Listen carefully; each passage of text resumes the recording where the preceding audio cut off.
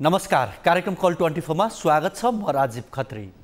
कतिपय अभाव प्राकृतिक हुन्छन्, अधिकांश कृत्रिम हुन्छन् वा मानवीय कमजोरीका कारण अभाव भएको हुन्छ।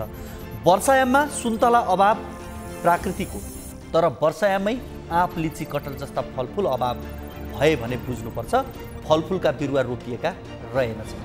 प्रसङ्ग जोडौँ पाठ्यपुस्तकको।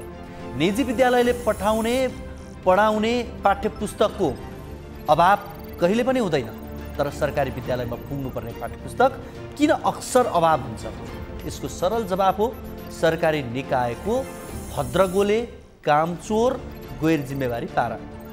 सेवा सुविधा, तलब भत्ता, मान सम्मान सबै दिएको हुन्छ, तर सरकारी निकायमा काम गर्नेहरूको व्यावसायिकता बैराग लाग्दो छ। यही कारण पनि हुन नपर्ने समस्या पनि हुने गर्छ। सन्दर्भ पुस्तक अपुगको छ। यो विषय आज हाम्रो कार्यक्रमको प्राथमिकतामा परेको छ। खोटाङ पूर्वी पहाड मध्ये सबैभन्दा पछि परेको जिल्लाको रूपमा चिनिन्थ्यो। विकासका पूर्वाधारहरूको पहुँचले स्थिति केही बदलिएको छ, तर पनि जिल्लामा आधारभूत सुविधा यहाँका जनताले पाउन सकेका छैनन्। यस्तो जिल्लाको नगरपालिकाले सडक बत्तीका लागि 1 करोड 14 लाख रुपियाँ खर्च गरेको थियो, त्यो पनि सौर्य ऊर्जा प्रविधिमा आधारित। स्वास्थ्य, शिक्षा, रोजगारी जस्ता अति महत्त्वपूर्ण आवश्यकता छाडेर सौर्य ऊर्जामा करोड बढी खर्च गर्ने नगरपालिकाको प्राथमिकतालाई के भनौँ?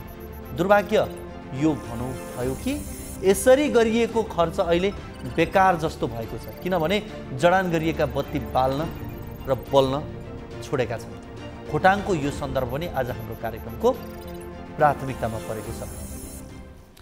आगलागी भइसकेपछि इनार खन्नुपर्ने रहेछ भन्ने ख्याल हुन्छ। भूकम्प गइसकेपछि बलियो घर बनाउनु पर्ने रहेछ भन्ने ख्याल हुन्छ। बाढी बसेपछि खोला नजिकै घर बनाउन नहुने रहेछ भन्ने चेत खुल्छ। पहिरोको जोखिम भएको क्षेत्रमा बस्ती छ भने सबैले देखेका छन्, सबैलाई थाहा छ, तर बस्तीलाई सुरक्षित स्थानमा सार्ने जिम्मेवारी यहाँ कुनै तहका सरकारले पनि लिँदैन।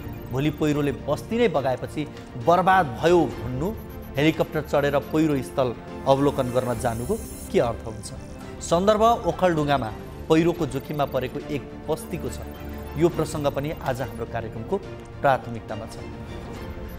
सुन महँगो छ, ठिकै हो, नेपालमा खानी छैन। पेट्रोलियम महँगो भयो, ठिकै हो, नेपालमा खानी छैन। फलाम महँगो भयो, ठिकै छ, भएको खानी चलाउन सकिएको छैन। अनि नेपालमा पानी पनि महँगो छ। यो कुरालाई चाहिँ के बहाना बनाएर सारेर ठिकै छ भनौँ? के नेपालमा पानी छैन त?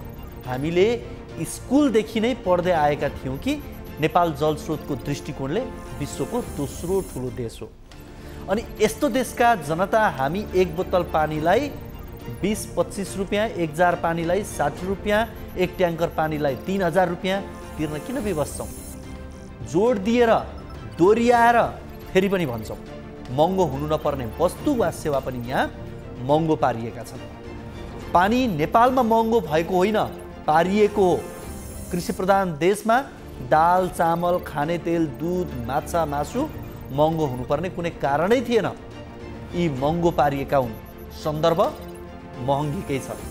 यो विषय पनि आज हाम्रो कार्यक्रमको प्राथमिकतामा परेको छ। यसको अलावा तपाईँको गुनासोलाई हामी कार्यक्रममा प्रत्यक्ष समेट्नेछौँ।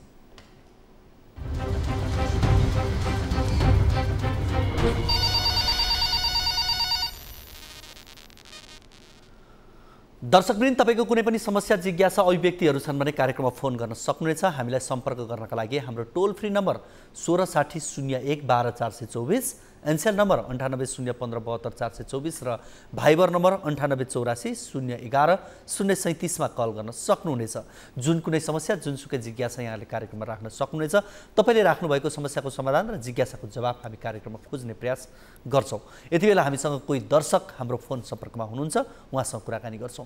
हजुर नमस्ते। नमस्कार। नमस्कार सर। हजुर कहाँबाट को बोल्दै हुनुहुन्छ? म रौतहट चन्द्रनिगापुरबाट सर। रौतहट चन्द्रनिगापुरबाट? हजुर सर। तपाईँको नाम भन्नुहुन्छ? मेरो नाम राजबहादुर ठाकुर। राजबहादुर ठाकुर? हजुर ठाकुर। राजजी, यहाँको समस्या जिज्ञासा के होला? हेलो हजुर, तपाईँको के छ विषय भन्नुहोस् त? सर यो पहिला त न्युज 24 टेलिभिजनको सम्पूर्ण टिम लगायत हजुरलाई पनि धेरै धेरै धन्यवाद छ हजुर मलाई 2 शब्द आफ्नो यहाँ राख्ने समय दिनुभएकोमा। हजुर मेरो गुनासो सर समस्या भनौँ यो मेरो मात्र नभई सम्पूर्ण नेपाली जनताको भयो हैन। हजुर यातायात कार्यालयसँग सम्बन्धित छ सर। हजुर के छ भने तपाईँको यातायात कार्यालय काठमाडौँ तिनकुने स्थित अथवा वीरगञ्जमा भयो अथवा पोखरामा भयो या जनकपुर जतातिर पनि हामी गाडी नामसारी गराउन जाँदाखेरि चेक जाँचको नाममा अनावश्यक दुःख दिने अनि बिचौलिया राखेर पैसा लिने गरिन्छ है सर। हजुर त्यसपछि यदि हामी गाडीलाई अञ्चलीकरण गर्छौँ सहमति यदि लियौँ भने हजुर अब सम्बन्धित ठाउँमा हामी लगिसकेपछि पनि त्यहाँ पनि हामी डाइरेक्ट गएर आफ्नो काम आफै गरौँ भन्दाखेरि हामीलाई त्यहाँ कर्मचारीज्यूहरूबाट सहयोग हुँदैन है। अनि यहाँ बिचौलिया राख्नुपर्ने हुन्छ। बिचौलिया राखिसकेपछि उहाँहरूले भने अनुसारको डिमान्ड हामीले पुरा गर्नुपर्ने। हजुर त्यो पुरा गरिएन भने हाम्रो काममा लफा लगाइन्छ। जस्तै यो मिलेन त्यो मिलेन भन्दाको मतलब कर तिरेको रसिद तपाईँको सक्कली भएन अथवा यो सक्कल भएन। जबकि यातायात कार्यालयमा कुनै पनि गाडीको कागजपत्र कर सबै अनलाइन छ सर। हजुर सबै अनलाइन हुँदा हुँदै पनि हामीलाई यो सक्कल भएन यो नक्कल भएन भनेर अनावश्यक तरिकाले दुःख दिई बिचौलिया राखेर पैसाको गरे अनुसार डिमान्ड हामी पुरा गर्यौँ भने तुरुन्तै त्यो फेरि एकदम सहज हुन्छ हैन। तपाईँ के गाडी व्यवसायी तपाईँ चालक होइन सर म व्यवसायको हिसाबले म औषधि व्यवसायी हो सर। औषधि व्यवसायी हुनुहुन्छ अनि भनेको तपाईँको सामानहरू ढुवानी गर्दाखेरि यस्ता समस्याहरू पनि देख्नु भएको छ? होइन सर गाडी खरिद गर्दाखेरि त समस्या हो यो। ए हजुर पुरानो गाडीहरू यदि खरिद बिक्री कसैले पनि गरेको छ नेपाली जनता कुनै दाजुभाइ दर्शकहरू यहाँ सुनिराख्नु भएको हुनुहुन्छ उहाँहरूलाई पनि यो समस्या आएको हुनसक्छ। हजुर त्यसकारणले मैले यो समस्यालाई हजुरसम्म त पुर्याउँ भनेर यस्तो उ गरेको हो सर हैन। तपाईले के आफैले भर्खरै यस्तै किसिमको कुनै समस्या भोग्नु भयो यहाँले? हजुर भर्खर केही दिन अगाडि 1.5 महिना अगाडिको मेरो समस्या थियो। 1 महिना जति भयो यही काठमाडौँकै यातायातमा काठमाडौँको यातायातमा। अनि उहाँहरूलाई के छ भने बिचौलियालाई 2000 रुपियाँ सुरुवातले जसरी पनि हामीले दिनुपर्ने हो। बिना बिचौलियाको कामै हुँदैन। हाम्रो बनाइ के भने हामी आफ्नो काम आफै गर्न सक्छौँ नि त हैन। हामी आफ्नो काम आफै गर्न पनि नपाए त्यहाँ गइसकेपछि कर्मचारीबाट सहयोगै नहुने क्या एकदमै है सर। अब त्यसपछि के छ भने हजुरको सहमति गराइसकेपछि अब त्यो बिचौलियालाई राखेर सबै काम गरायो ठिक छ। नभए यो मिलेन त्यो मिलेन भनेर पैसा खाने काम गरिन्छ। सवारी चेक जाँचको क्रममा पनि कामहरू छँदैछ। त्यसमा अब सम्बन्धित निकायको ध्यान जाओस् भन्ने हाम्रो चाहना हो सर। हस् राजी यहाँले यो एउटा अभिव्यक्तिको रूपमा यसलाई हामीले लिएका छौँ। यो साझा समस्या हो देशभरिको। यहाँले आफूले भोगेको समस्याको रूपमा यसलाई प्रतिनिधि समस्याको रूपमा यहाँले उठान गरिदिनु भएको छ। यस विषयमा हामीले बारम्बार कार्यक्रमहरूमा रिपोर्टहरू पनि बजाइरहेका छौँ फलोअप गरिरहेका छौँ र यहाँले आज फेरि आफैले भोगेको समस्या यहाँ राखिदिनु भएको छ। धेरै धेरै धन्यवाद। हामी पनि यति नै भन्छौँ सम्बन्धित निकायलाई यस्ता समस्याहरू निराकरण होस्। फर्म भर्ने भनेर अनलाइन फर्म सिस्टम राखिसकेपछि त्यसको पूर्ण सदुपयोग हुनुपर्छ हैन। तपाईले एकदमै राम्रो विषय उठान गरिदिनु भएको छ। यहाँलाई धेरै धेरै धन्यवाद। हजुरलाई पनि धेरै धेरै धन्यवाद मलाई दुई शब्द राख्ने मौका दिनुभएकोमा। हामीसँग रौतहटबाट हुनुहुन्थ्यो राजबहादुर ठाकुर। उहाँले रौतहटको चन्द्रनिगापुरबाट भन्दै हुनुहुन्थ्यो। उहाँले एउटा प्रतिनिधि समस्याको रूपमा राख्नुभएको छ। पक्कै पनि यस्ता समस्याहरू छन्। अहिले ट्राफिक प्रहरीहरूकै सन्दर्भमा हेऱ्यो भने कुनै पनि गल्ती गरिसकिसकेपछि सवारी धनीले त्यहीँबाट ई सेवा या विभिन्न माध्यमबाट पैसा तिर्न सक्ने अवस्था बनाइएको छ। तर सक्कल भौचर बोकेर लाइनमै गएर उभिनुपर्ने अवस्था छ। अनलाइन फर्म भर्यो फेरि सक्कली डकुमेन्ट बोकेर लाइनमै पुग्नुपर्ने अवस्था छ। यो सहज बनाउने प्रयास गरे जस्तो देख्ने तर अवस्था भने जिउका तिउँ रहने यो परिपाटी छ। बिचौलियाहरूको अझै पनि यस्ता कार्यालयहरूमा बिगिरहेको कुरा जसरी हामीलाई राज ठाकुरले बताउनु भयो यो यथार्थ हो। यो देखिएको र हामीले बारम्बार टेलिभिजनका विभिन्न कार्यक्रमहरूमा न्युजहरूमा पनि यहाँलाई देखाउँदै पनि आएका छौँ। एउटा प्रतिनिधि समस्या उहाँले राखिदिनु भएको छ। अब भने कार्यक्रममा हामी लाग्छौँ एउटा रिपोर्टतर्फ। शैक्षिक सत्र सुरु भएको 1 महिना बितिसक्दा पनि सुदूरपश्चिमका सरकारी विद्यालयमा विद्यार्थीहरू पुस्तक बिना नै विद्यालय जान्छन्। सरकारी विद्यालयमा समयमा नै पाठ्यपुस्तक नपुग्ने समस्या अझै उस्तै छ। सरकारी विद्यालयका पाठ्यपुस्तक छपाई र वितरणको जिम्मा पाएको जनशिक्षाको सामग्री केन्द्रका आफ्नै बहाना छन्। सुदूरपश्चिम प्रदेशका सबै सरकारी विद्यालयमा जेठ मसान्तसम्म पाठ्यपुस्तक पुर्याउने बाचा गरे पनि पुरा गर्ने छाँटकाँट भने देखिँदैन। कैलालीबाट टिभी जर्नलिस्ट अर्जुन बोहरा र सुशील ढुङ्गानाको यो रिपोर्ट हेरौँ।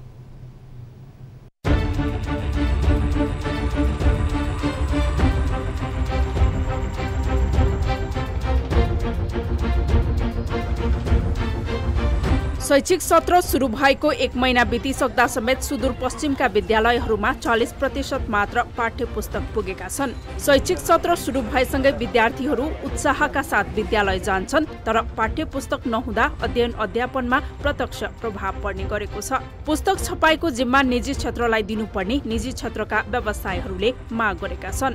एकदमै सर्टेज छ। पहाडी जिल्लामा एकदमै हाम्रो त टाउको दुखाइ भइसकेको छ। यो अर्डर लिएर बुकहरू लगभग 10% पनि पुगेको छैन। यो समस्या हामीले भन्दा पनि सम्पूर्ण यो क्षेत्रबाटै एकदमै उग्र रूपमै आइसकेको समस्या छ, किनकि अहिलेसम्म विद्यार्थीले हातमा पाठ्यपुस्तक उपलब्ध गराउन पढ्न पाएका छैनन्। यता समयमा पुस्तक आपूर्ति नभएमा वर्षायाममा ग्रामीण भेगका विद्यालयहरूमा पुस्तक पुर्याउन नसकिने व्यवसायहरू बताउँछन्। र अब बर्सात सुरु हुन थालिसक्यो। बर्सात सुरु भइसकेपछि समयमै पाठ्यपुस्तकहरू अपुग हुने र ठाउँमा पुर्याउन नसकिने व्यापारीहरूलाई चाहिँ ठुलो समस्या हुन्छ। र यतातिर अब जनशिक्षा सामग्रीले समयमा पाठ्यपुस्तक नदिँदा यसको चाहिँ आलोचना खेप्नुपर्ने व्यवसायहरूले छ। पाठ्यपुस्तक छपाईको जिम्मा पाएको जनक शिक्षा सामग्री केन्द्रले कागज अभावका कारण छपाई ढिलो भएको बताएको छ। आफूहरू जति सक्दो चाँडो विद्यार्थीहरूको हातमा किताब पुर्याउन खटिरहेको आश्वासन दिँदै आएको छ।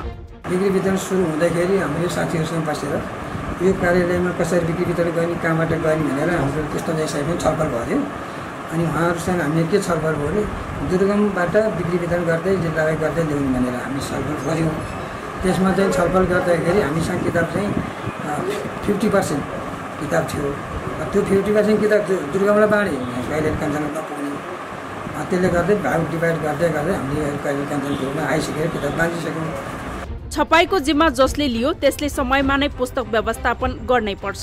बहानामा विद्यार्थीहरूको पुस्तक छाप्ने काम ढिलो गर्ने काम स्वीकार्य हुन सक्दैन।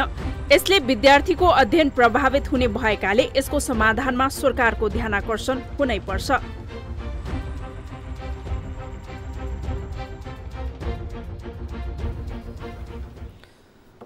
दर्शकवृन्द, कैलालीमा पुस्तक अभाव भएको यो सन्दर्भ सामग्री यहाँहरू बीच राख्यौँ। हुन त यो कैलालीको मात्रै समस्या होइन, देशभरि नै अझ दूरदराजको समस्या उस्तै छ।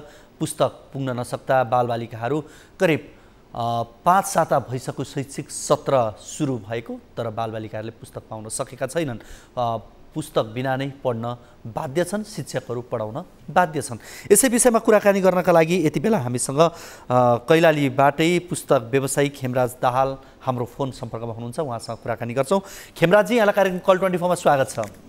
नमस्कार। नमस्कार हजुर। अब यो पुस्तक, तपाईँ पुस्तक व्यवसायी हुनुहुन्छ। अब पुस्तक शोध्नका लागि समयमा पुस्तक पुर्याउन नसक्दा तपाईँहरूका लागि पनि पीडा होला, तर अब यो प्रकाशन गर्ने जिम्मा जनशिक्षाले मात्रै ठेक्का लिएर बसेको छ। अब निजी क्षेत्रलाई दिएको पनि छैन।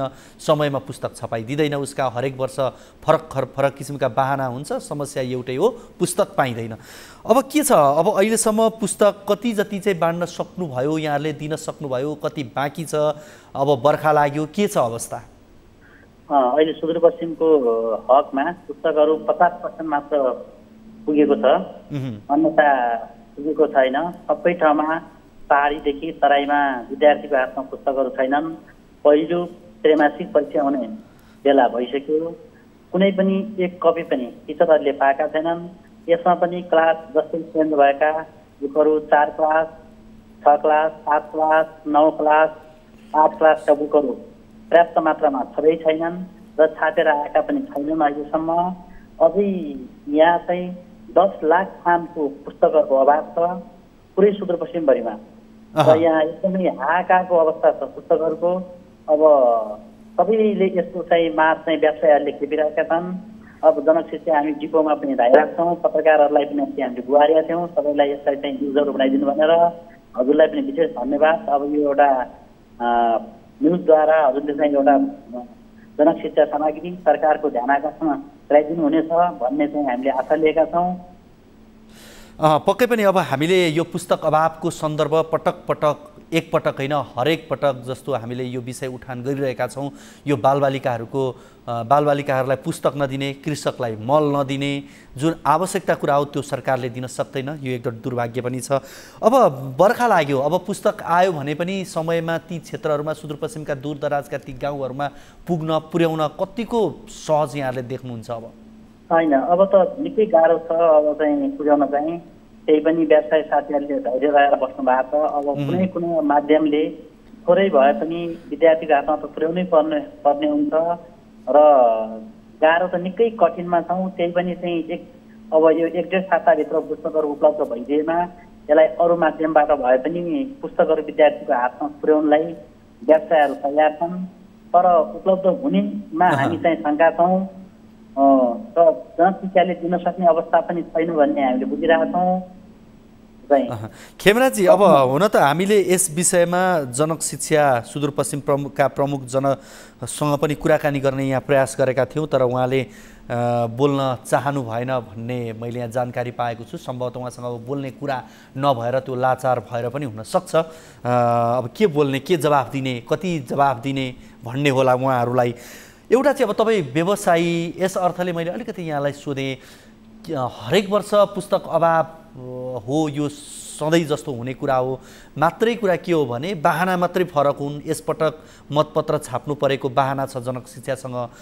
के भयो भनेदेखि चाहिँ वास्तवमा यो पुस्तक अभाव हुँदैन थियो होला, समयमा दिन सकिन्थ्यो होला। निजी विद्यालयका पुस्तकहरू चाहिँ फेरि समयमै उपलब्ध हुन सक्ने यी कारणहरू चाहिँ के रहेछन्? यसको सबैभन्दा भनेको जनशिक्षा एकाधिकार भएर नै हो। जस्तो 1, 2, 3 को निजी क्षेत्रले छापेर दिइरहेछन्, त्यसमा कुनै पनि समस्या छैन। त्यस्तै सफाइ गर्न निजी प्रेसलाई दिइदियो भने यो समयमा अझै पनि निजी प्रेसलाई दिने हो भने 10 दिनभित्र सबै पाठ्य पुस्तक निस्किने छ। अरू बिक्री वितरण जसले गरे पनि सफाइको कार्य जनक शिक्षा भन्दा अरू बाहिरी प्रेसहरूलाई पनि दिएको भए सानो हुने थियो हाम्रो। यसले गर्दा नै यो चाहिँ पाठ्य पुस्तकहरू समयमा सधैँ उपलब्ध हुने थियो भन्ने हामीले एउटा भरोसा छ हामीले। अब त पहिलो त्रैमासिक परीक्षा आउन लाग्यो। अब त बालबालिकालाई कुनै प्रश्न सोध्यो भने पुस्तक छैन भनेर मात्रै जवाफ लेखे पनि हुने भयो। हजुर है, हुन्छ। कुराकानी गरिदिनु भयो, यहाँलाई धेरै धेरै धन्यवाद। हुन्छ धन्यवाद। हामीसँग हुनुहुन्थ्यो खेमराज दाल, पुस्तक व्यवसायी, उहाँ कैलाली धनगढीबाटै हुनुहुन्थ्यो। उहाँसँग हामीले कुराकानी गऱ्यौँ। हुन त यस विषयमा हामीले जनक शिक्षाका प्रमुख सुदूरपश्चिम प्रमुखसँग पनि कुराकानी गर्ने प्रयास गरेका थियौँ, तर उहाँले कुराकानी गर्न चाहनु भएन। नयाँ शैक्षिक सत्र सुरु भएको 5 साता बित्यो, विद्यार्थीले पाठ्यपुस्तक पाएका छैनन्। यो समस्या धेरैतिर छ।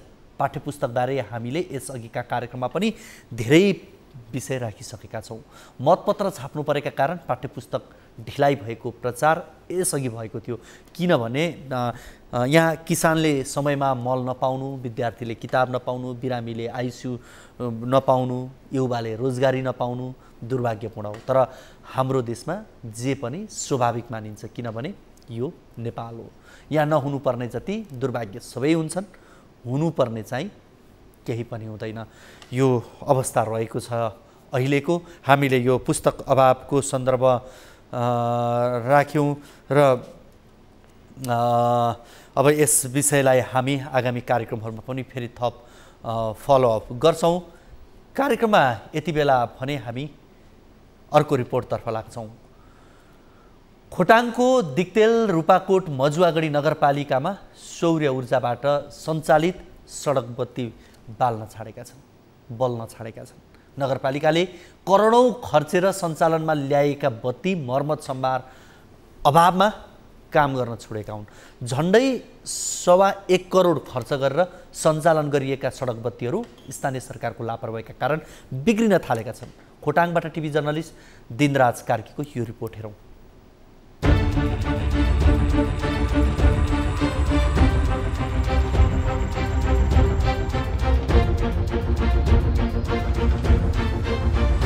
अध्यारो सडकलाई उज्यालो बनाउन खोटाङ दिक्तेल रूपाकोट मजुवागढी नगरपालिकाले 3 वर्ष अघि सौर्य बत्ती जडान गरेको थियो। तर सो बत्ती प्रयोगमा आएको 6 महिनामै बिग्रिन थालेको थियो। दिक्तेल बजार क्षेत्रका अधिकांश सडक बत्तीले हाल मर्मतको पर्खाइमा छ। सडक बत्तीले रातिमा सवारी चलाउँदा दुर्घटना कम हुने र पैदल यात्रीलाई पनि सहयोग पुग्ने स्थानीयको अपेक्षा थियो। तर जडान गरेको धेरै समय नहुँदै बत्ती प्रयोगविहीन हुँदा राज्यको लगानी खेर गएको छ।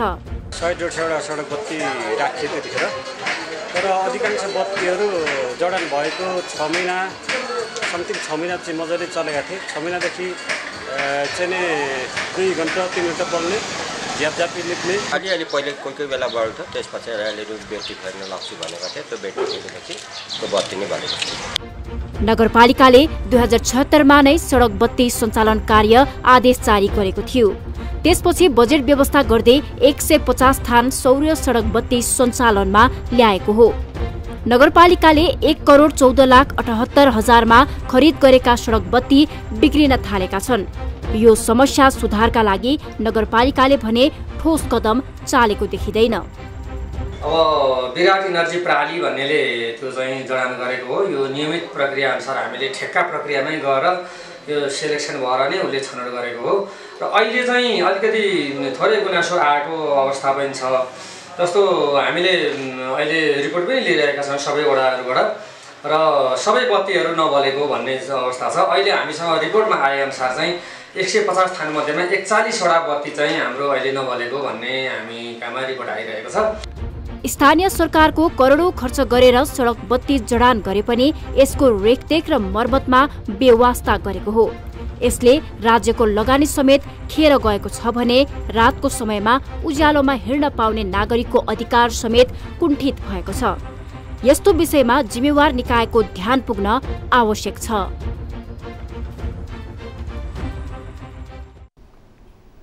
सामान्य कुरा एउटा बत्तीको कुरा हामीले हेर्दा जस्तो लाग्छ, तर करिब यसमा राज्यको करोडौं खर्च भएको छ बत्ती बाल्नका लागि। खोटाङको दिक्तेल रूपाकोट मजुवागढी नगरपालिकामा सौर्य ऊर्जाबाट सञ्चालित सडक बत्ती बाल्नका लागि खर्च गरिएको हो, तर त्यो खर्च यति बेला बालुवामा पानी हाले सरह भएको छ। 3 वर्ष अगाडि बत्ती बाल्नका लागि सौर्य बत्ती जडान गरियो, तर 6 महिनापछिदेखि नै काम गर्न छाडेका थिए र अहिले ती बत्तीहरूले काम नगर्दा पनि त्यसलाई बनाउन खोजिएको थियो, तर अहिलेसम्म बन्न सकेको छैन। यस विषयमा कुराकानी गर्नका लागि यति बेला हामीसँग दिक्तेल रूपाकोट मजुवागढी नगरपालिकाका सूचना अधिकारी मोहन भट्टराई हाम्रो फोन सम्पर्कमा जोडिनु भएको छ। उहाँसँग हामी कुराकानी गर्छौँ। मोहनजी, यहाँलाई कार्यक्रम कल 24 मा स्वागत छ।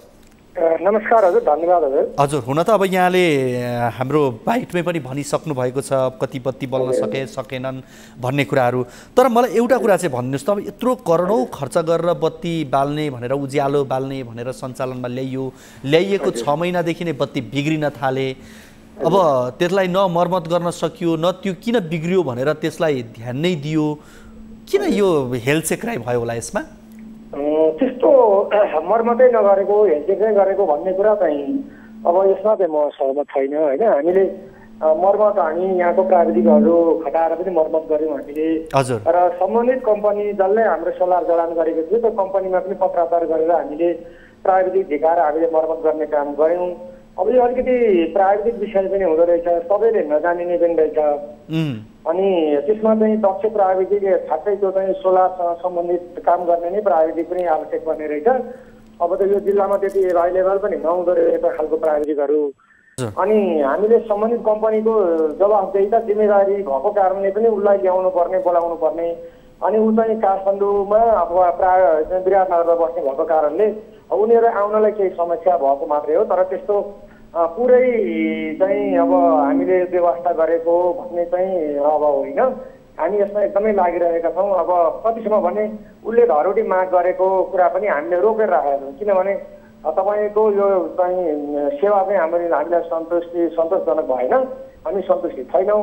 त्यस कारणले तपाईँको यो चाहिँ हामी धरोटी पनि फिर्ता गर्न सक्दैनौँ भनेर हामीले रोकेर राखेको अवस्था छ। होइन, अब एउटा कुरा चाहिँ नि, जस्तो हामी कुनै कुरा खरिद गर्न हतारिहाल्छौँ, खरिद गर्छौँ, अनि त्यसपछि भोलि बिग्रियो या त्यसका सामानहरू के छन्, भोलि हामी कतिको सञ्चालन गर्न सक्छौँ, सञ्चालनमा ल्याउन सक्छौँ कि सक्दैनौँ भनेर ध्यान चाहिँ हामी किन दिन सक्दैनौँ होला सर यस्तो अवस्थामा? वास्तवमा एकदम धन्यवाद। यो एकदमै सही कुरा गर्नुभयो। अब यो नगरसभाले नै निर्णय गरेको थियो सोलर बत्ती जडान गर्ने भन्ने ठुलो माग पनि थियो जनताहरूको। विशेष गरी जिल्लामा सडक दुर्घटना र चोरी चकारीको अलिकति वृद्धि भएको कारणले त्यसलाई नियन्त्रण गर्नका लागि अत्यन्त राम्रो ठिक छ। उद्देश्यमाथि कुनै शङ्का होइन, उद्देश्य उज्यालो बनाउने हो, त्यसमा शङ्का भएन। तर त्यस पछाडिका कुरा हुन्छन् नि। हजुर, अब यो कस्तो हुनुहुन्छ भने सार्वजनिक खरिद ऐन र नियमावलीले अब यो चाहिँ एउटा यो प्रोक्युरमेन्ट खरिदको कुरा चाहिँ स्पष्टसँग तोकेको छ। हामीले राष्ट्रिय पत्रिकामै सूचना आह्वान गरेर नै हामीले चाहिँ यो टेन्डर आह्वान गरेका थियौँ। अब त्यसमा 7 वटा कम्पनीले आवेदन गर्यो। तर नियमले कार्यालय पनि के कसरी बाँधिएको छ भने जसको घटी रेट हुन्छ हामीले दिएको स्पेसिफिकेसन अनुसार म यो रेटमा उपलब्ध गराउँछु भनिसके पछाडि हामीले त्यो निर्णय गर्न हामी बाध्य हुन्छौँ, निर्णय गर्नै पर्छ। अब त्यसको क्वालिटी चेक गर्ने कुरा पनि अब सम्बन्धित प्राविधिकले त्यो विशेषज्ञ त्यो इन्जिनियर जसले चाहिँ यो इलेक्ट्रोनिक इन्जिनियर हुन्छ, इन्जिनियरले यो उपयुक्त छ भनेर सर्टिफाई गरे पछाडि मात्रै हामीले भुक्तानी गरेको छौँ। अब यो त्यस पछाडि बिग्रिने कुरा चाहिँ अब यसमा चाहिँ अलिकति अब हामी पनि अब प्राविधिक भएको हुनाले पनि अब हामीले जान्न नसकेको। अब यसरी कुरा गरौँ त। अब जे नहुनु थियो भइसकेको छ, तर अब ती नबलेका बत्तीहरूलाई बाल्नका लागि यहाँहरूको तर्फबाट के प्रयास भएको छ र कहिलेसम्म बल्ला ती बत्तीहरू? हामीले यस्तो गरेका छौँ। अहिले तत्काल पनि हामीले यहाँ एकजना सोलरकै काम गर्ने एकजना व्यापारी हुनुहुन्छ, उहाँलाई भनेर यो यसको लागत अनुमान निकालिदिनुहोस् भनेर भनेका छौँ। उहाँले यो 1-2वटा वडाको मात्रै बाँकी छ, सबैतिरको लागत अनुमान निकालिसक्नु भएको छ। त्यसलाई चाहिँ यही वर्ष रकम विनियोजन गरेर हामी यो आगामी वर्ष चाहिँ अब साउन भदौमै यसलाई अगाडि बढाउने गरी नगरपालिका एकदम लागि परेको बेहोरा म हजुरलाई जानकारी गराउन। हस्, यहाँले कुराकानी गरिदिनु भयो र यहाँले भनेकै समयमा काम होस् र ती बत्तीहरूको प्रयोगमा बत्ती प्रयोगमा आओस्, यति भन्छौँ हामी पनि। हस्, एकदम धन्यवाद हजुर। यसमा एकदमै चासो गरिदिनु भयो, यसको लागि पनि हजुरलाई पनि धेरै धेरै धन्यवाद। हामीसँग हुनुहुन्थ्यो दिक्तेल रूपाकोट मजुवागढी नगरपालिकाका सूचना अधिकारी मोहन भट्टराई हुनुहुन्थ्यो। उहाँसँग कुराकानी गऱ्यौँ। अँध्यारो सडकलाई उज्यालो बनाउन खोटाङ दिक्तेल रूपाकोट मजुवागढी नगरपालिकाले 3 वर्ष अघि सौर्य बत्ती जडान गरेको थियो। तर यो बत्ती प्रयोगमा आएको 6 महिनामै बिग्रिन थालेको थियो र दिक्तेल बजार क्षेत्रका अधिकांश सडक बत्तीले हाल मर्मतको पर्खाइ खोजिरहेको छ, पर्खाइमा छ। सडक बत्ती रातिमा सवारी चलाउँदा दुर्घटना कम हुने, पैदल यात्रीलाई पनि सहयोग पुग्ने स्थानीयको अपेक्षा थियो। तर जडान गरेको धेरै समय नहुँदै बत्ती प्रयोगबिन हुँदा राज्यको एउटा ठुलो लगानी खेर गएको छ।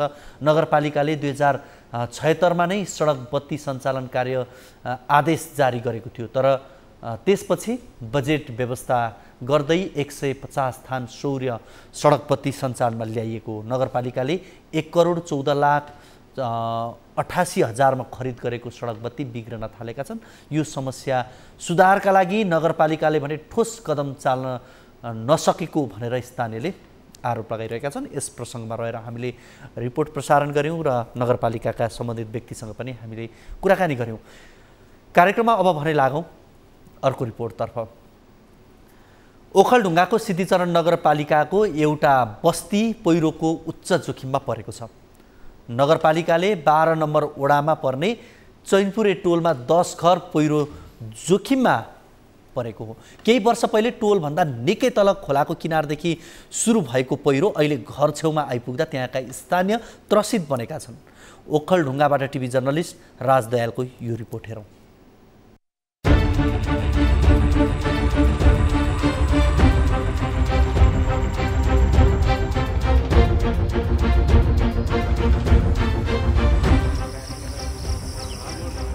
मनसुन सुरु भएसँगै ओखलढुङ्गाको सिद्धिचरण नगरपालिका 12 का सानु बहादुर कार्कीको निद्रा हराउन थालेको छ। केही वर्ष पहिले उनको घरभन्दा निकै तल खोला किनारबाट सुरु भएको पहिरो अहिले घर छेउमै आइपुगेको छ। उनको निद्रा हराउनको कारण त्यही पहिरो बनेको छ। राति सुतेकै बेला घरबारीसँगै पहिरोले आफूलाई पनि बगाउने हो कि भन्ने चिन्ता उनीमा छ।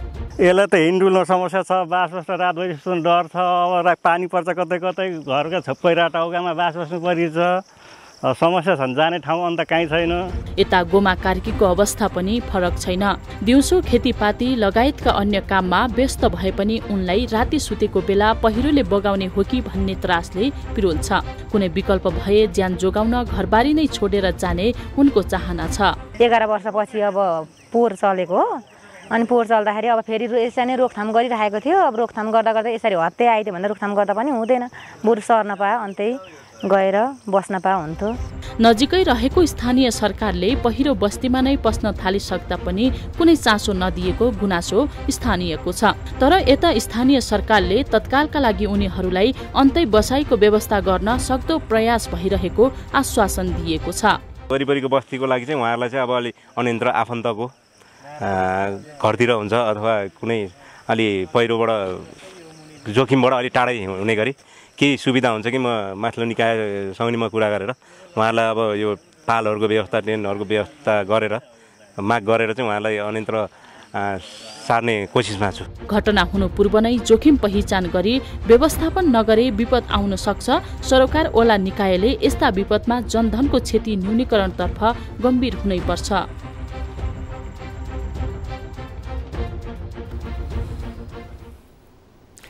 दर्शकवृन्द, यसै विषयमा कुराकानी गर्नका लागि हामीसँग ओखलढुङ्गा स्थित सिद्धिचरण नगरपालिका वडा नम्बर 4 का वडा अध्यक्ष उमङ्ग श्रेष्ठ हाम्रो फोन सम्पर्कमा हुनुहुन्छ। उहाँसँग कुराकानी गर्छौँ। वडा अध्यक्षज्यू, यहाँलाई कार्यक्रम कल 24 मा स्वागत छ। हस् सर, धन्यवाद सर। अब हुन त यहाँले हामीसँग भनिसक्नु भएको छ, बाइटमा पनि दिनुपर्ने कुरा त दिइसक्नु भएको छ, तर पनि मैले यहाँसँग जिज्ञासा राखेँ। अब यो वडा नम्बर 12 को अब यो चैनपुरे टोल का जो जोखिम पहिरो जोखिममा परेकाहरू छन् उनीहरू लगायत नगरपालिकाका विभिन्न स्थानमा अरू पनि पहिरो जोखिमहरूको अवस्था त्यस्तै छ। उनीहरूका लागि नगरपालिकाको तर्फबाट चाहिँ के छ प्रयास, के गर्दै हुनुहुन्छ? अब अहिले तत्काललाई भनेको पहिरो रोकथाम अब यो बर्खा समय छ, अब तपाईँको अब यो बर्खाभरि चाहिँ सम्भव छैन सर, होइन सर? यो अहिले पनि हल्का पहिरो जान सुरु गरिसकेको छ। यहाँ अहिले तत्कालै भनेको 3 घरलाई चाहिँ अलि सुरक्षित ठाउँमा सार्नुपर्ने अवस्था छ। त्यसैको कारणले अहिले हामी एकछिन 3 बजेपछि सिडिओ स्टाफ लगायत हामी एकचोटि त्यहाँ जान्छौँ त्यो ठाउँमा। अनि त्यो त्यहाँको स्थानीयहरूलाई चाहिँ अलि सुरक्षित ठाउँमा चाहिँ कतापट्टि लाने भनेर हामी त्यो सरसल्लाह गर्नलाई त्यो ठाउँमा जाँदैछ। भनेको उहाँहरूलाई तत्काल तपाईँहरूले सार्ने तयारीमा हुनुहुन्छ त्यसो भए? हजुर, यो बर्खा समयमा चाहिँ त्यहाँबाट अनियन्त्रण सार्नै पर्ने अवस्था छ, एकदम जोखिम छ। हुन्छ, ल तपाईँले अब सार्ने तयारीमै हुँदो रहेछ, काम अगाडि थालिसक्नु भएको रहेछ। यहाँलाई धेरै धेरै धन्यवाद भन्दै म यहाँसँग छुट्छु अहिले त्यसो भए। हुन्छ, धन्यवाद सर। हुन्छ, हामीसँग हुनुहुन्थ्यो सिद्धिचरण नगरपालिका 4 का वडा अध्यक्ष उमङ्ग श्रेष्ठ हुनुहुन्थ्यो। उहाँसँग हामीले कुराकानी गऱ्यौँ। यसमा हामीले धेरै अब कुराकानी गर्नुपर्ने भएन। 3 घर जोखिममा जुन भनिएको छ उनीहरूलाई सार्ने तयारी रहेको र हामी त्यही ठाउँमा जाँदैछौँ भनेर उहाँले भन्नुभएको छ। अब लागौँ, हामी अर्को रिपोर्टतर्फ केही समयपछि लाग्छौँ। यति बेला हामी हाम्रा दर्शकहरूसँग पनि जोडिने प्रयासमा छौँ। तपाईँ पनि फोन गर्न सक्नुहुनेछ, आफ्नो समस्या गुनासो कार्यक्रममा राख्न सक्नुहुनेछ। यहाँहरूलाई हामीले विभिन्न नम्बरहरू दिइरहेका छौँ। यहाँले स्क्रिनमा पनि ती नम्बरहरू देखिरहनु भएको छ, ती नम्बरमा फोन गर्नुहोला। यति बेला हामीसँग कोही दर्शक हाम्रो फोन सम्पर्कमा हुनुहुन्छ। हजुर नमस्ते।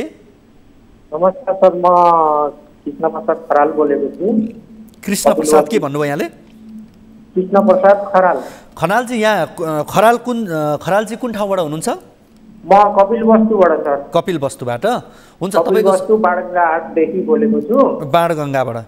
हजुर हजुर। हुन्छ, तपाईँको समस्या भन्नुहोस् त। मेरो समस्या यो हो सर, हामीले A to Z इन्टरप्राइजेसको लाइसेन्स निकालेको थियो यज्ञ बहादुर बस्नेतले।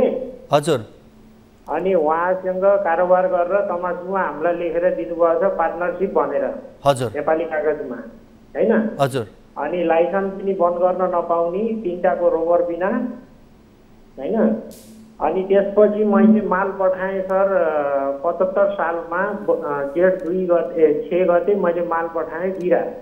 हजुर। 2,90,000 को जिरा पठाएँ काठमाडौँ। उसले रिसिभ गरेको छ। हजुर।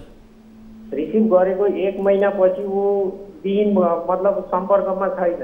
यो देखिएर 80 यो 78 साल फागुनमा त्यो कन्ट्याक्टमा आयो। हजुर। कन्ट्याक्टमा आइसकेपछि म पैसा दिन्छु, कतिको पनि पैसा खाँदैन भन्यो। कहिले त्यसपछि म नेपाल आएँ, इन्डिया थिएँ, इन्डियाबाट नेपाल आएँ। नेपाल आएर अनि त्यसपछि आइसकेपछि उसले पछि भन्यो कि म फागुनमा दिन्छु भन्यो। हजुर। तर पनि मैले पर्खेँ सर। अनि त्यसपछि गएर म वैशाखमा वैशाखमा दिन्छु भन्यो। त्यसपछि जेठको पहिलो हप्ता दिन्छु भन्यो। अनि अस्ति आज 8 दिन भयो फोन सम्पर्क छैन। 11 बजे पैसा दिन्छु भनेको मान्छेले फोन बन्द गरेर बसेको छ सर। उहाँको नाम के भन्नुभयो तपाईँले? यज्ञ बहादुर बस्नेत। हामी 3 जना पार्टनर छौँ। यज्ञ बहादुर बस्नेत होइन, समाजमा दिएछ लाइसेन्स उसको नाममा छ। ए हजुर। उसले लाइसेन्स पनि उसैले निकाल्यो, लाइसेन्स पनि उसैले बन्द गरायो होइन। मैले यहाँबाट 2,90,000 को जिरा बुटोलदेखि पठाएको छु। हजुर। त्यो लिएर 1 महिनासम्म कन्ट्याक्टमा आयो। त्यसपछि मैले 3 बोरा बेचेँ, 4 बोरा बेचेँ, म पैसा पठाइदिन्छु भनेको मान्छे कन्ट्याक्टमै आएन कि फोनै बन्द गरेर बस्यो। तपाईँले योग्य बहादुर बस्नेतको नम्बर हामीलाई उपलब्ध गराउनु भएको छ? हजुर सर, उपलब्ध गराएको छु। उपलब्ध गराउनु भएको छ। अनि मैले डकुमेन्टहरू पनि पठाएको छु। जो तमाकसु थियो नेपाली कागजमा त्यो पनि पठाएको छु। मैले यहाँबाट ट्रान्सपोर्ट गरेको बिल पनि पठाएको छु। पछि ट्रान्सपोर्टबाट मैले माल पठाएको। ए हजुर। तपाईँको लिनुपर्ने पैसा चाहिँ 2.5 लाख रुपियाँ होइन, मेरो लिनुपर्ने खर्च भएको सर। हामी यहाँबाट नेपालबाट जाँदाखेरि 3.5 लाख रुपियाँ नेपाली लिएर गएको। ए हजुर। अनि महाराष्ट्र, राजस्थान अनि त्यसपछि गएर पन्जाब घुम्दाखेरि यहाँ आउँदासम्म हाम्रो लगभग 6,000 त 4,000 आइसी त उहाँले जो लानुभएको। हजुर। क्यास मसितबाट। अनि मैले लगभग हाम्रो 55,000 जति खर्च भयो। अब तपाईँ पट्टा सार्दाखेरि यसो गरौँ। त्यसो भएदेखि कृष्णजी यति बेला हामीसँग योग्य बहादुर बस्नेतजी हाम्रो फोन सम्पर्कमा जोडिनु भएको छ। उहाँसँग कुराकानी गरौँ है त। हजुर। योग्यजी। कृष्णजी, योग्य बहादुर बस्नेतले फोन काट्नु भयो यस्तो छ। त्यही गर्दै फोनै गर्दैन होइन। अनि धोका दिने मान्छेलाई अनि फ्रड गर्ने। अब यो त अब लाइसेन्समा ठिक छ। अब अहिले उहाँले फोन काट्नु भएको हो कि के हो? प्राविधिक कारण नै हुनसक्छ। हामी फेरि फोन लाउँदैछौँ। यदि फोन उठाउनु भएन भने चाहिँ अब काट्नु नै भयो भन्ने हामीले बुझ्नु पर्यो। उहाँ चाहिँ के अहिले काठमाडौँ नै बस्नुहुन्छ? काठमाडौँ। उहाँको घर एड्रेस खोटाङको हो होइन। हजुर। काठमाडौँ घर पनि छ उहाँको होइन। हामीसँग पन्जाबमा बसेको मान्छे हो। पन्जाबमा हामीसित किप्स होटलमा उहाँले म्यानेजर गर्नुहुन्छ। हामीले क्याप्टेन गरिन्थ्यो पार्टी प्यालेसको होइन। हजुर। अनि उहाँसँगै बसेको मान्छे। अब त्यो के भयो मैले माल पठाएको 1 महिनापछि दिइनु हुनुभयो कि कन्ट्याक्ट दिइनु हुनुभयो। अब हामीसँग यति बेला फेरि योग्य बहादुर बस्नेत हामीसँग फोन सम्पर्कमा आउनु भएको छ। उहाँसँग कुराकानी गर्छौँ। योग्यजी। हजुर। हामीसँग कृष्ण खनाल हुनुहुन्छ कपिल वस्तुबाट। अब तपाईँहरूको लेनदेनको कुरा हो। अब यो आपसी लेनदेनमै मिलाउनु भएको भए अब यो टेलिभिजनमा हामीले यसरी प्रत्यक्ष रूपमा कुराकानी गर्नु पर्दैन थियो।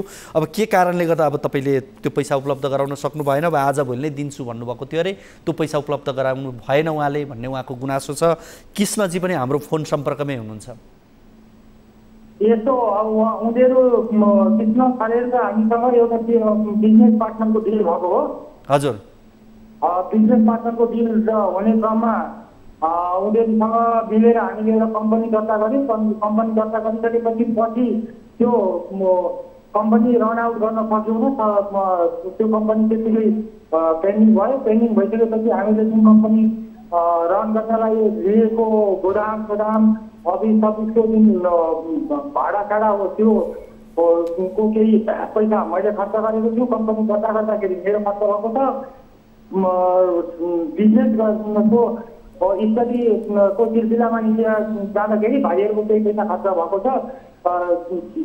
थोरै पैसा त्यो तलमाथि छ। त्यो हिसाब मिलाउन भन्ने कुरो भइरहेको हो।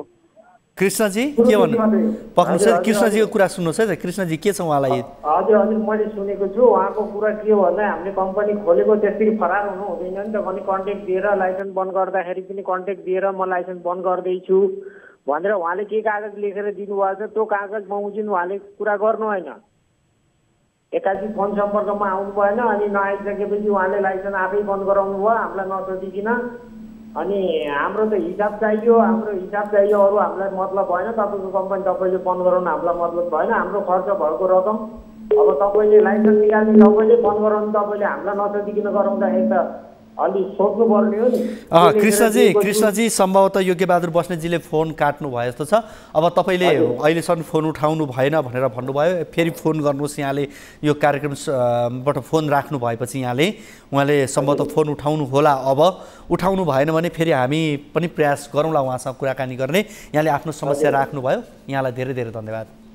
हामीसँग हुनुहुन्थ्यो कृष्ण खनाल, बाणगङ्गा नगरपालिका कपिलवस्तुबाट हुनुहुन्थ्यो। त्यसै गरी हामीले उहाँले जो व्यक्तिप्रति लक्षित राखेर उहाँले समस्या राख्नु भएको थियो योग्यबहादुर बस्नेत, उहाँसँग पनि हामीले कुराकानी गऱ्यौँ। अब कार्यक्रममा यति बेला भने लागौँ अर्को रिपोर्टतर्फ। मुलुकमा यति बेला एकपछि अर्का समस्या देखिन थालेको छ। मल अभाव, पुस्तक अभाव जस्ता समस्यासँग जुधिरहेका नागरिकलाई इन्धनको चर्को मूल्यले थप समस्या भोग्न बाध्य बनाएको छ। इन्धनको भाउको असर परेसँगै उपभोग्य वस्तुको मूल्य समेत अकासिएको छ। एकपछि अर्को समस्या आउने, तर सरकारले यसलाई बेवास्ता गर्ने गर्दा नागरिक आक्रोशित बनेका छन्। हेरौँ यो रिपोर्ट।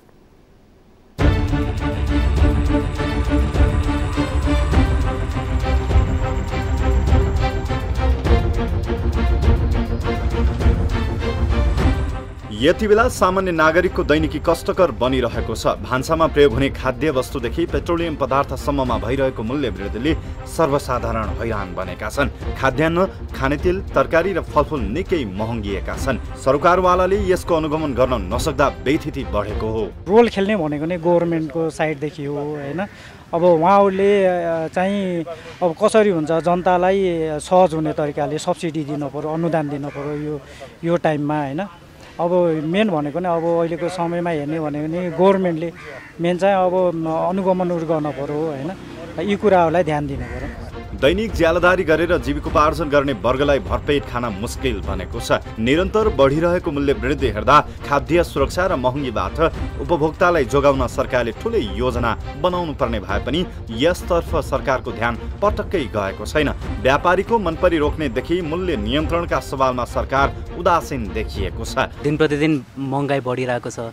केही नभए पनि सबै सामानहरू इम्पोर्ट हुँदै आइरहेको छ। अब पेट्रोलको भाउ बढ्ने बित्तिकै सबै सामानहरूको रेट पनि यतिकै इन्क्रिज भइरहेको छ।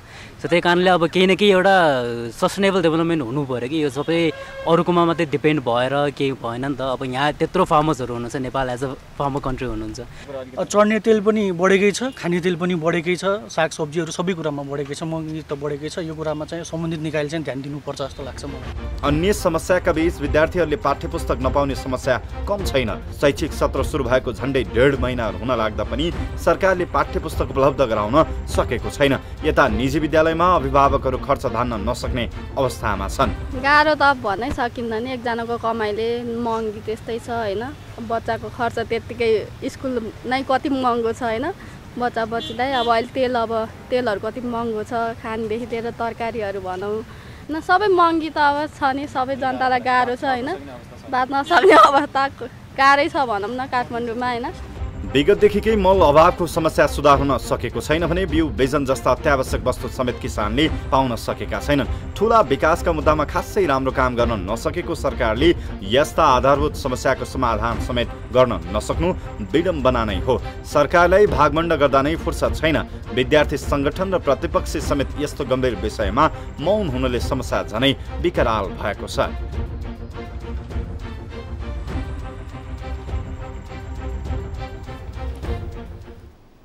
हामीले यो समस्या नै समस्याको भुमरीको प्रसङ्गको यो रिपोर्ट यहाँहरू बीच राख्यौँ। हामीले यसलाई फरक तरिकाले यहाँहरू बीच राखिरहेका छौँ। पुस्तक अभावका कुरा, किसानले मल नपाएका कुराहरू, महँगीका कुराहरू। तर यसलाई हामीले एउटा कम्पाइल गरेर यहाँहरू बीच यति बेला देशभरि नै महँगी बढ्दै जाँदा परेका समस्याको सन्दर्भमा यो रिपोर्ट यहाँहरू बीच राख्यौँ। यति बेला सामान्य नागरिकको दैनिक कष्टकर बनिरहेको छ। भान्सामा प्रयोग हुने खाद्य वस्तुदेखि पेट्रोलियम पदार्थसम्ममा भइरहेको मूल्य वृद्धिले सर्वसाधारण हैरान बनेका छन्। खाद्यान्न, खाने तेल, तरकारी, फलफुल निकै महँगिएका छन्। सरकारवालाले यसको अनुगमन गर्न नसक्दा व्यतीत दिन प्रतिदिन बढ्दै गएको छ। दैनिक ज्यालादारी गरेर हुँदा खाने वर्गलाई, जीविकोपार्जन गर्ने वर्गलाई भरपेट खान मुस्किल बनेको छ। निरन्तर बढिरहेको मूल्य वृद्धि हेर्दा खाद्य सुरक्षा महँगीबाट उपभोक्तालाई जोगाउन सरकारले ठुलै योजना बनाउनु पर्ने भए पनि त्यसतर्फ सरकारको ध्यान पटक्कै गएको छैन। व्यापारीको मनपरी रोक्नेदेखि मुख्य मूल्य नियन्त्रणका सवालमा सरकार उदासीन देखिन्छ, चुकेको देखिन्छ।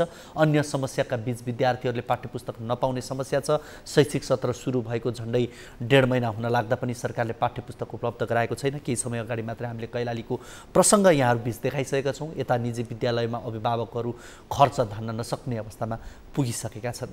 यो समग्र अवस्थाको बारेमा यहाँहरूलाई हामीले यो रिपोर्ट मार्फत जानकारी गरायौँ। अब भने फेरि हामी अर्को एउटा रिपोर्टतर्फ लाग्छौँ। विभिन्न अवसर, रोजगारी र शिक्षाको लागि युवाहरू सहर छरेपछि गाउँघर शून्य छन्। सहरहरूमा तालचा मारिएको छ। गाउँबाट मान्छेहरू पलायन भएपछि वन जङ्गल समेत घनघोर बढेको छ। वन जङ्गलमा दाउरा घाँसपात कोही नजाने भएपछि वन जङ्गल जङ्गली जनावरको कब्जामा छ।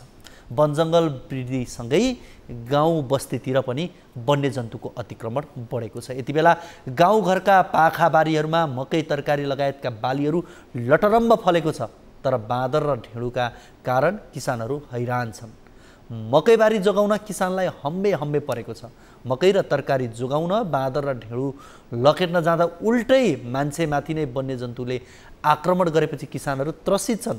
रामेछापको दोरम्बा सैलुङ गाउँपालिकामा बाँदर आतङ्कले किसान आजित भएका छन्। बाँदरले खेतबारीमा लगाएका अन्नबाली सबै नष्ट गर्ने गर्दा किसानहरू मर्कामा परेका छन्। किसानहरूको समस्यालाई सम्बोधन गर्दै गाउँपालिकाको ओडामा बाँदर धपाउने बन्दुक वितरण गर्दा पनि किसानहरूले को समस्या हल हुन सकेको छैन।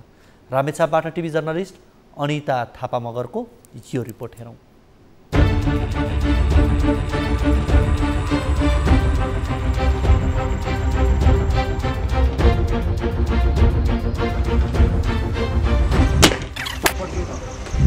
रामेछापको दोरम्बा सैलुङ गाउँपालिकाका किसानलाई बाँदरले अत्यधिक दुःख दिने गरेको छ। बाली भित्राउने समयमा बाँदरले बाली सबै सखाप पारिदिने गरेको स्थानीयको गुनासो छ। आफूले मेहनत गरेर उब्जाएको फल खाने समयमा भने बाँदरले नोक्सान पुर्याउँदा किसानहरू मर्कामा परेका छन्। खेतीबारीको मात्र नभई बाँदर घरको अन्न समेत खाइदिने गरेको स्थानीयको गुनासो छ। तर किसानको समस्यालाई केही भए पनि राहत पुर्याउन गाउँपालिकाले बाँदर धपाउने बन्दुक वितरण गरेपछि भने किसान केही आशावादी भएका छन्। एकदमै हामीले त लगाउने मात्रै हो, खाने चाहिँ उसै मात्रै गाह्रो, हामीले खान पाउँदैन। त्यही भएर नै यो चिजलाई चाहिँ अहिले आगो पालिकाले वितरण गर्दैछ भनेर हामी आज दिन आएको। दुःख त कुरा गर्ने साध्य भएन नि, लगाएको बाली त बालीमा खाने नै भइगयो नि, घरमा राखेकोसम्म चाहिँ झिकेर खाइदिने भयो हुनाले एकदम गाह्रो भएको छ। पाकेर घरमा थन्किए पनि खुला भयो भने खाइदिने। गाउँपालिकाले पालिकाभित्रका 7वटा वडामा आवश्यकता अनुसार बन्दुक वितरण गरेको हो। किसानले लगाएको बाली किसानको घरसम्म नपुग्दा पालिकामा हुने अन्नबाली सङ्कटलाई ध्यानमा राखी पालिकाले बाँदर धपाउने बन्दुक वितरण गरेको गाउँपालिकाले जनाएको छ। हामीले कार्यक्रम राखेको थियौँ। होइन, कार्यक्रममा चाहिँ हामीले खुल्ला चाहिँ नि सूचना निकाल्यौँ। खुल्ला सूचना निकालेपछि उहाँहरूले अलिअलि माग गर्नुभयो। मागको आधारमा किसानहरूले वितरण गर्ने कार्यक्रम हो। जम्मा हाम्रो यसपालि बाँड्ने भनेको 80 थान्यो र अब कति किसानहरूले धेरै पनि माग गरेको छ, तर मिलाएर हामीले दिएछौँ। पालिकाले बाँदर धपाउने बन्दुक अनुदानमा दिएपछि किसानहरूमा केही आशा पलाएको छ। आउँदा दिनमा बाँदर आतंकबाट केही हदसम्म भए पनि राहत पुग्नेमा स्थानीय विश्वस्त छन्। यद्यपि स्थानीय सरकारले यसको तत्कालीन समाधान मात्र नभई दीर्घकालीन समाधानतिर पनि ध्यान दिन जरुरी छ।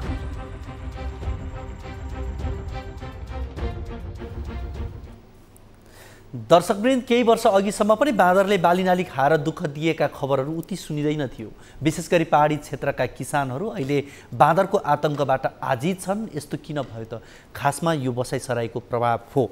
पहाडी क्षेत्रबाट तराईमा बसाइ सर्नेहरूको बाढी नै चलेको छ। पहाडमा गाउँ बस्तीहरू खाली हुँदै गएका छन्। खाली जमिनमा बोट बिरुवा हुर्किँदा नयाँ जङ्गल बनिरहेको छ। मानिसहरूको बसोबास पातलो र वन क्षेत्र बाक्लो हुँदा बाँदरका लागि अनुकूल वातावरण तयार भएको छ। तर बाँदरको सङ्ख्या बढ्दा यिनीहरूले बालीनाली सखाप पार्न थालेका छन्। यो प्रसङ्ग हामीले रामेछापको यहाँहरू बीच राख्यौँ। रामेछापमा बाँदरले बालीनाली खाएर किसानलाई हैरान पारिरहेको छ।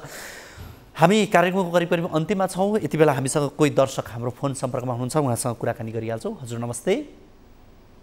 हेलो हजुर नमस्ते। हजुर कहाँबाट को बोल्दै हुनुहुन्छ? म सुदीप कुमार यादव, मध्य प्रदेश धनुषा जिल्ला मेतला बिहारी नगरपालिकाबाट बोलिरहेको छु।